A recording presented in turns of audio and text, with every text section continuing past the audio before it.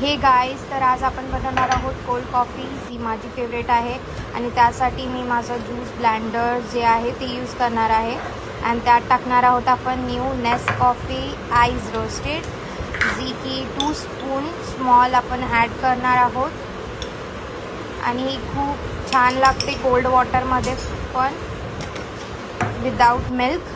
Then आपण 2 spoon यात sugar add करणार आहोत. त्यानंतर आपण हाफ ग्लास मिल्क ॲड करणार आहोत.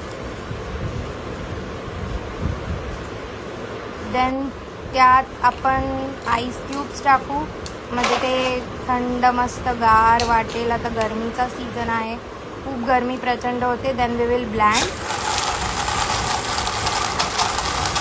हे सगळं मिक्स होतं आहे आता. खूप छान लागते ही नेसकॅफेची आईस रोस्ट कॉफी. तुम्ही कधी ट्राय करा.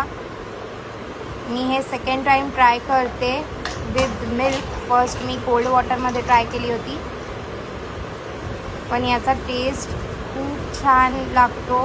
नेसकॅफे आईस रोस्टची खूप छान झाली आहे कॉफी. वेल